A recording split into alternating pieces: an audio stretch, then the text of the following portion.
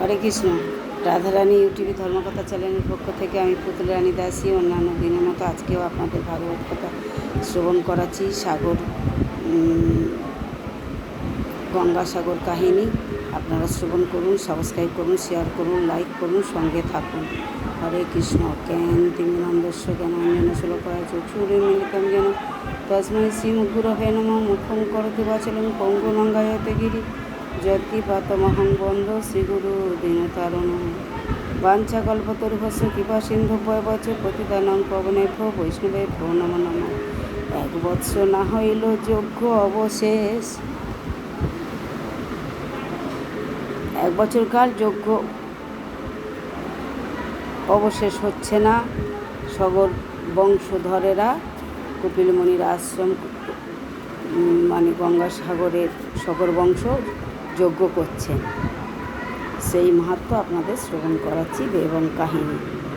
নারায়ণ নমস্কৃত্যং নরস্যৈব নরোত্তমং দেবীং সরস্বতী ব্যাসং ততো জয় মুদীরয়ে।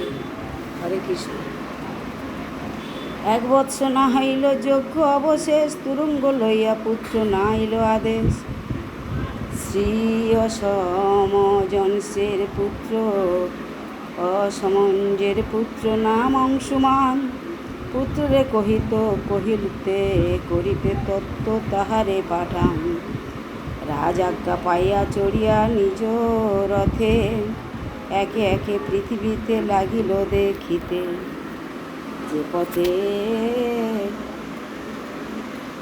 যে পথে প্রবেশ হয় দেখে সেই স্থান, সেই পথ দিয়া তব পাতালে সন্ধান।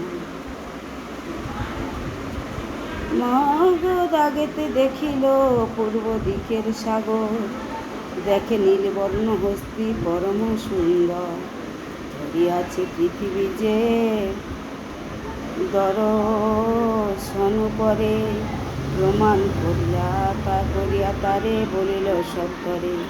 হস্তি বলে এই পথে যাহ অংশুমান, ঘোড়াচর নিকটে হইবে সাবধান।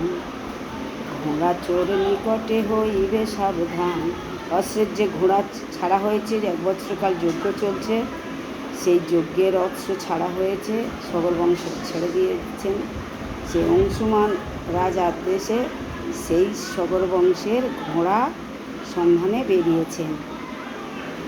তাই পাতালে যখন গেলেন তখন এক হস্তি দেখলেন নীলবর্ণ। সেই হস্তি তাকে বললেন যে এই পথে যাও, গিয়ে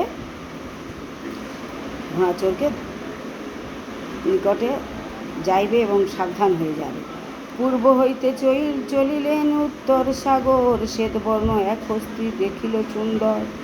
অংশুমান তাহারে লাগিল শুধাইতে, দেখিয়াছ সগর সন্তান এই পথে। শুনিয়া তাহার কথা লাগিল কহিতে, পাইবে কে ঘোড়া তবে যাহ এই পথে। তথা যদি না পাইল ঘোড়ার দর্শন, পশ্চিম সাগরে গিয়া দিলা দর্শন। রক্তবর্ণ এক হস্তি দেখিল সুন্দর, মেদিনী ধরিয়াছে দশন উপর। সে সব হস্তির ভাই শোনো কহি কথা, ভূমিকম্পমান যাবে তারা নড়ে নাড়ে মাথা। পূর্ব দক্ষিণ দিক তার মধ্যখানে, ঘোড়া বান্ধা দেখিল কপিল বিদ্যমানে। দণ্ডবাদ হইয়া তারা লাগিল কহিতে, সগরের পুত্রগণে দেখছ এই পথে। কপিল মুনির আশ্রম দেখলেন এবং সেখানে ঘোড়া বাঁধা আছে, এবং সগর বংশ সন্তানরা তারা যে ঘোড়ার সন্ধানে পূর্বে গেছেন তাদের কি দেখেছেন, তাই অংশুমান জিজ্ঞাসা করছেন। কহিতে লাগিলা সে কপিল মহারিষি, মম কপানলে পড়ে হইল ভস্য রাশি। বলছে আমার কপানলে তারা ভস্য হয়ে গেছে। শুনিয়া তো অংশুমান জুড়িল স্তবন, সেই বংশে তপধ্বনি আমার জনম।